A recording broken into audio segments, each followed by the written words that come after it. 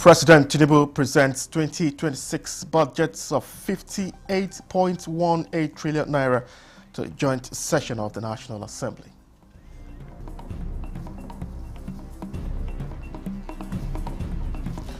Ministers, lawmakers weigh in on historic 58 trillion 2026 budget, highlights priority sectors.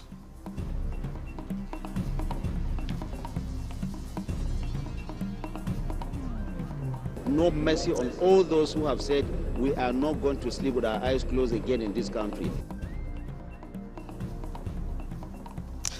INEC summons warring PDP factions to resolve leadership dispute.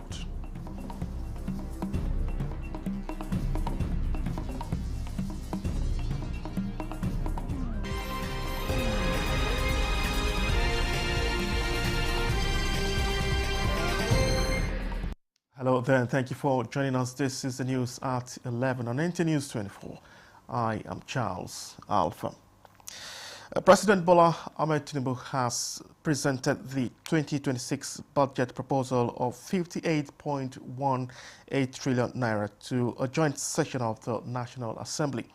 President Tinubu said the appropriation bill, titled Budget of Consolidation, Renewed Resilience and Shared Prosperity, will deliver the full promise of renewed hope agenda, with the plan to ensure that the 2026 budget is implemented strictly in line with the appropriated details and timelines. Musbah then Wahab reports. Here is a statutory meeting of the Federal Executive Council, FEC. Only one agenda on the table for consideration: the 2026 appropriation bill, which must be approved by the Council before presentation to the National Assembly. Vice President Kashim Shettima chaired the meeting, which saw amendments to the Medium-Term Expenditure Framework, MTF 2026-2028. So the Federal Executive Council approved both the amendment to the MTF as well as the 2026 budget proposal for presentation to the National Assembly. President Bola Tinubu takes the FEC-sanctioned proposals to the National Assembly. State governors and Federal Executive Council members, among others, witness as the President lays the budget of consolidation, renewed resilience, and shared prosperity. The key sectoral provisions of the budget shows the renewed hope agenda priorities for the coming fiscal year, with defense and security getting highest proposed allocation of 5.41 trillion naira. 3.56 trillion naira is proposed to improve infrastructures. 3.52 trillion naira for education and health completes the top four with 2.48 trillion naira budget. The 2026 budget is guided by four clear objectives. One, consolidate macroeconomic stability, improve the businesses, investment environment, promote job-rich growth, and reduce poverty, and strengthen human capital development while protecting the vulnerable.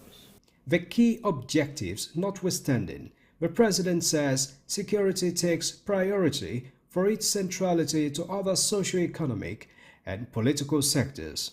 We will usher in a new era of criminal justice.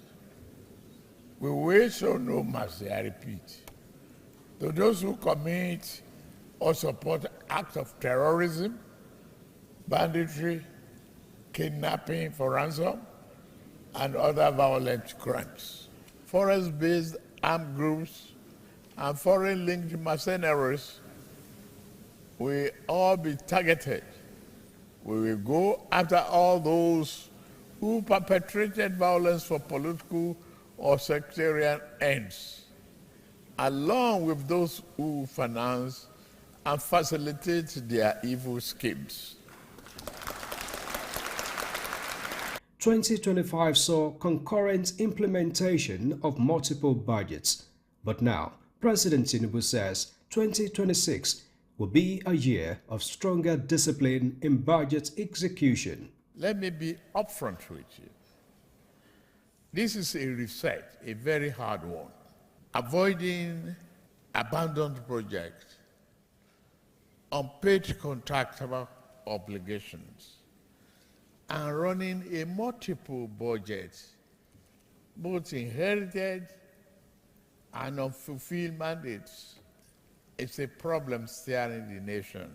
So we are terminating the habit of running 3 budgets on one inflow. By March 31st, 2026, all capital liabilities from previous years will be fully funded and closed. And to achieve that, President Tinubu reviews directives to appropriate ministries, departments and agencies of government to ensure that the 2026 budget is implemented strictly in line with the appropriated details and timelines. We will build trust by matching our words with results and our allocations with outcomes. The most significant budget is not the one we announce. It is the one we deliver. President Tinubu assures that agriculture will also be strengthened to ensure food security while sustaining procurement reforms already enhancing efficiency and cost savings for the government. He believes that with these and other revenue leakage blocking measures in place, his government will compensate Nigerians' understanding and perseverance in the coming year with fulfillment of renewed hope agenda promises. From the National Assembly, Musbal and Wahab, NT News. The leadership of the National Assembly has pledged to work with the executive to ensure that every naira appropriated for the 2026 fiscal year serves the Nigerian people. A National Assembly correspondent, Mitari Ekwen, reports that lawmakers are also looking forward to a fulfillment of the President's promise of single budget operation for every fiscal year going forward.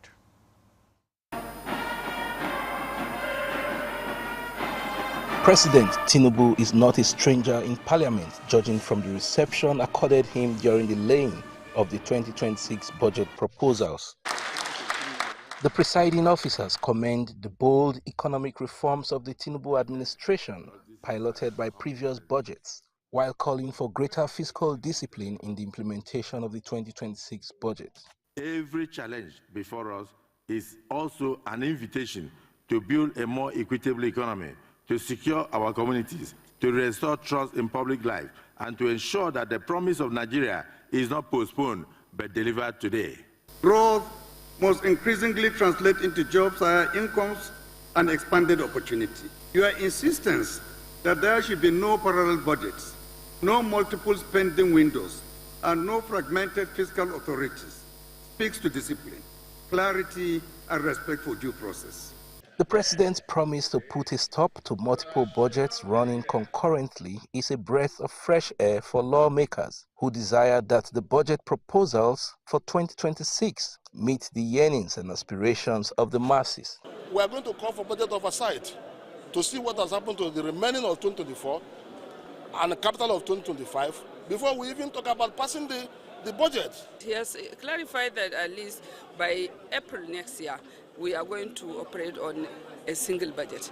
That is a great improvement. We cannot be operating 3 different budgets under one revenue source. What interested me is on the issue of security, health, and agriculture. The President is also putting over 3.5 trillion naira in area infrastructure.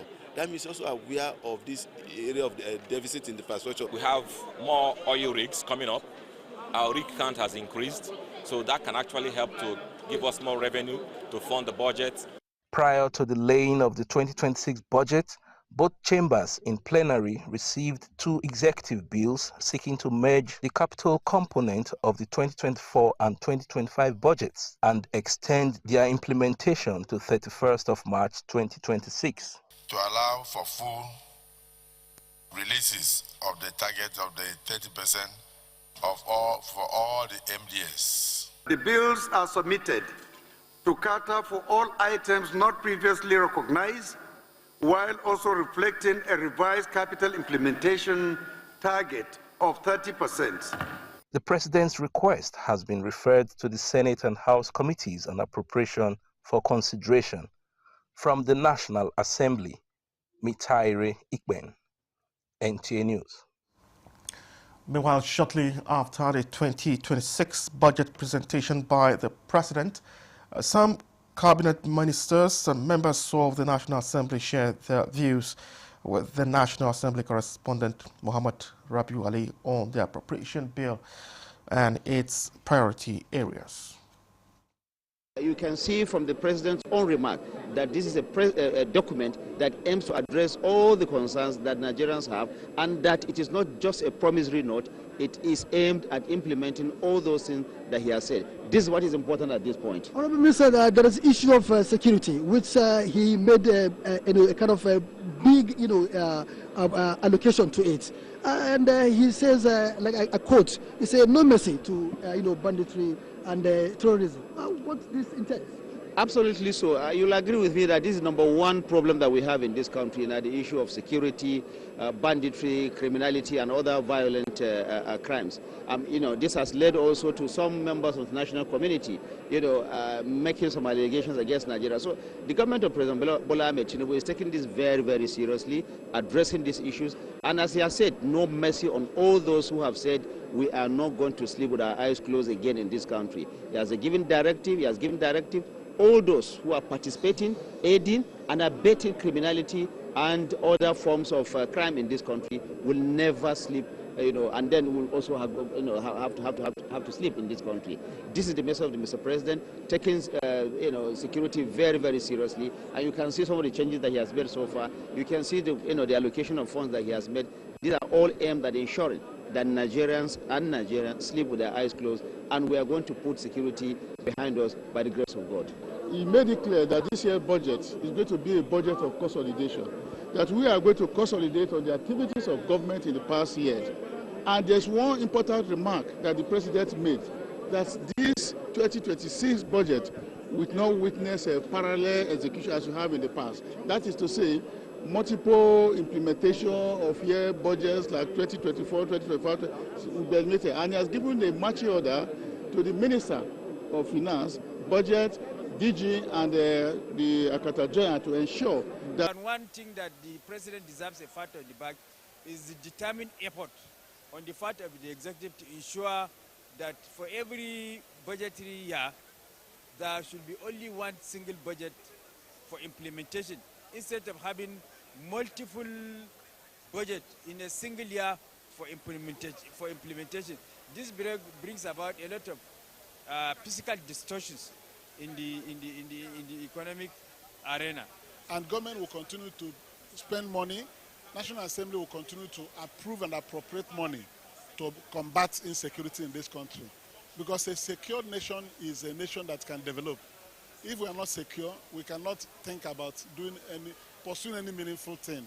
I congratulate Mr. President for taking this bold step, and I pray that the National Assembly will continue to be on hand to scrutinize and ensure that what is proposed is actually what is approved, and ensure comprehensive oversight of the executive.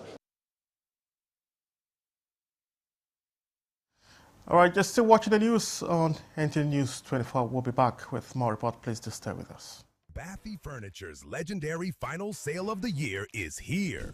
This festive season, enjoy extra savings on luxury and comfortable sofa sets, modern and functional dining sets, sophisticated and smart bed sets, and our royal collections, classy, premium, and truly exclusive. Shop 10 million naira and receive a complimentary Daisy tea set. Spend 15 million and take home a 65-inch smart TV. Go higher at 20 million and experience unmatched comfort with our exclusive massage chair. Visit our showrooms in Abuja, Lagos, Kano, and Enugu, or shop online. It's big, it's bold, it's unforgettable.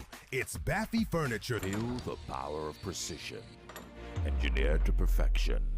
Every component is crafted with care, and each design is meticulously tested. From concept to creation, our engineers push the boundaries of technology, seamlessly blending performance and sustainability with a deep commitment to African ingenuity. Introducing the CNG Boss, a remarkable achievement in engineering designed to operate on compressed natural gas, a cleaner and more sustainable fuel alternative. At Innocent Vehicles, we proudly lead the way in creating greener mobility across Africa. And it doesn't stop there.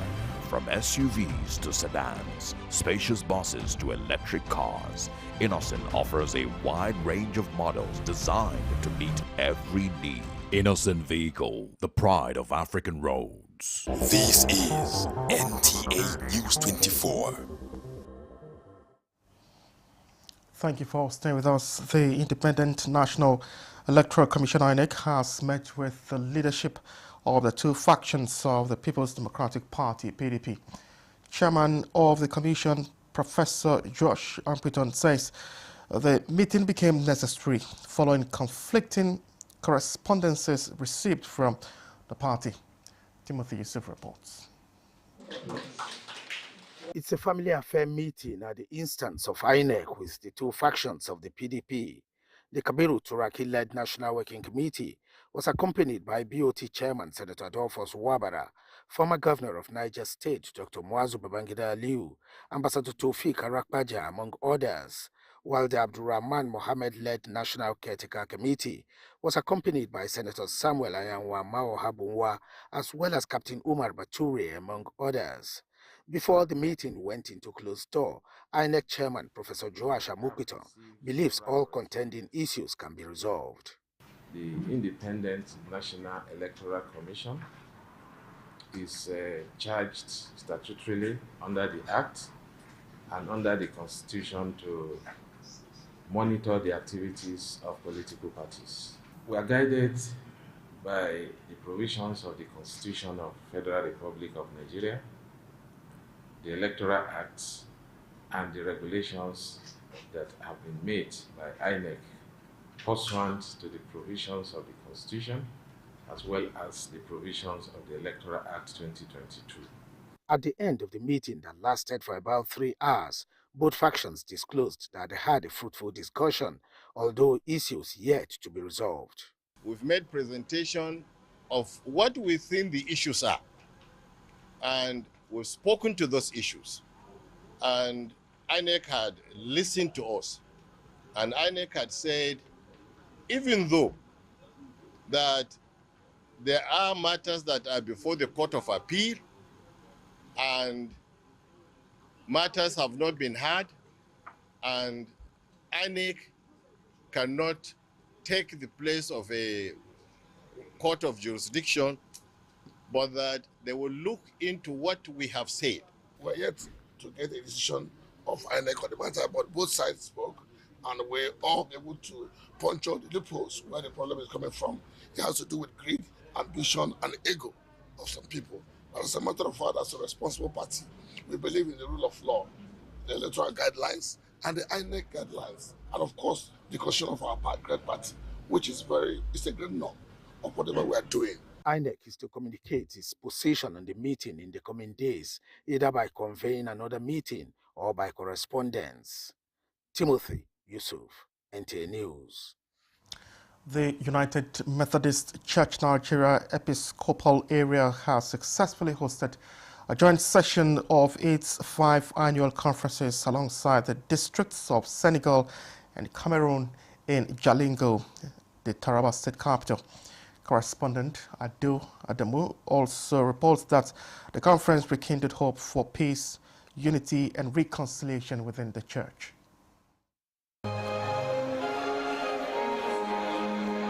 After about 13 years of unsuccessful attempts to convene a joint session of its 5 annual conferences and the District of Senegal and Cameroon, Nigeria Episcopal area of the United Methodist Church under the leadership of Bishop Ande Emmanuel has successfully hosted a historic gathering. The joint session attracted about 5,000 participants, including over 900 ordained pastors and delegates drawn from 5 countries: Nigeria, Senegal, Cameroon, Sierra Leone, and Liberia.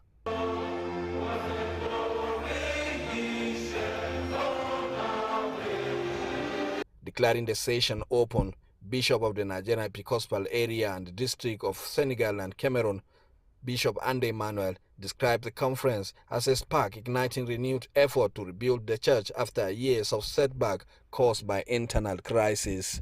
Now our people have seen the need for unity, and all their division and the fragmental bodies are coming back together to form one indivisible United Methodist in Nigeria.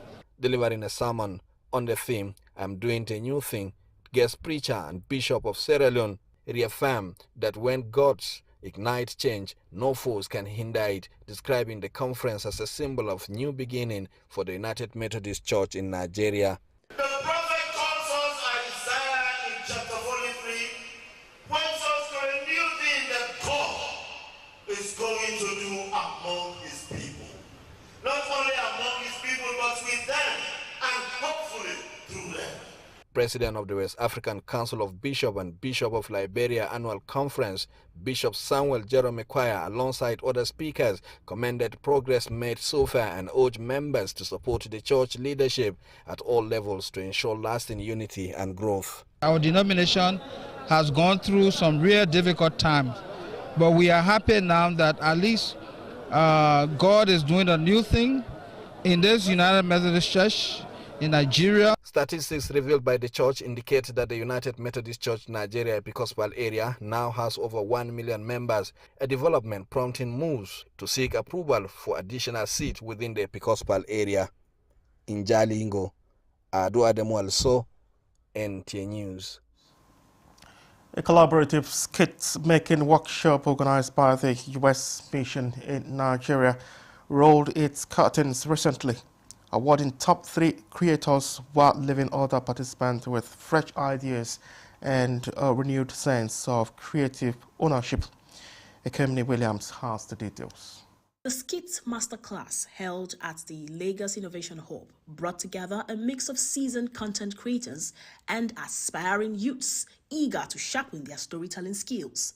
The 2-day event featured panel discussions, hands-on editing sessions, and mentorship moments that emphasized practical, real-world application of skit production. Tonight is not just about awards, it is about validation. Validation that our ideas matter, that partnerships between Nigeria and the United States can empower storytellers.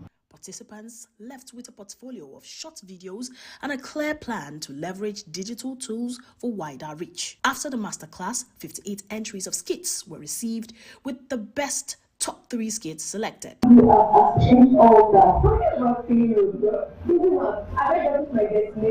arrived at your destination. Great. Let's guide us in Nigeria. Third runner-up went to Jane Francis, second place went to Tito Abumere, and the grand prize went to Rashidat Fagbele.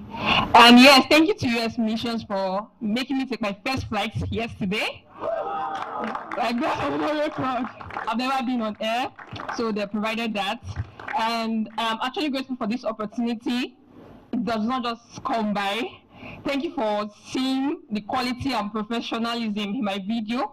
I'm very, very grateful. Facilitators, who described the event as personally rewarding, said they were able to share minimal but powerful techniques that helped participants own their creativeness and develop strategies for visual storytelling. So you would agree that in promoting their own trade, avenues like this or opportunities like this are very important in terms of selling these ideas.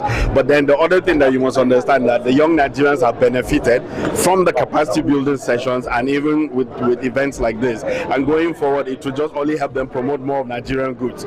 So they've been empowered, but of course the Americans are saying pay attention to what we're doing, but the Nigerians are also saying, you know what, we can go forward and sell our own products now. The Skit Masterclass is expected to be the first of a series of capacity-building events aimed at fostering innovation and cross-cultural dialogue through digital storytelling. In Abuja, Ekemini Williams, NTA News. As the Ramadan season continues across Nigeria, health experts are urging citizens to take proactive steps in safeguarding their well-being. And this is because the dry and dusty weather heightens risk of dehydration and respiratory irritation. Details now with Lydia Sampson. To stay healthy, the medical experts advise drinking plenty of water, eating foods high in vitamin C and water content, as well as application of moisturizers to prevent dry skin. Drinking plenty of water. This is a time when not only should we drink plenty of water, we should make sure that we'll control our activities.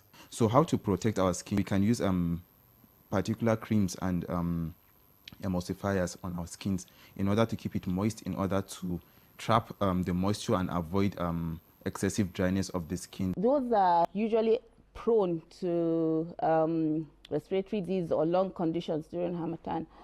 The elderly and the young, then those that have health conditions. They suggested the wearing of face masks outdoors to reduce dust inhalation. People with asthma or bronchitis, they insist, must avoid smoky environments, cold baths, and prolonged exposure to dust. Regularly servicing inhalers and keeping medications handy can help manage flare-ups. Prevention, limiting exposure, boosting immunity, doctors warn, is key during this harsh dusty season to staying healthy. In Abuja, Lydia Sampson, NTA News. That concludes the news. Many thanks for watching. I am Charles Alpha.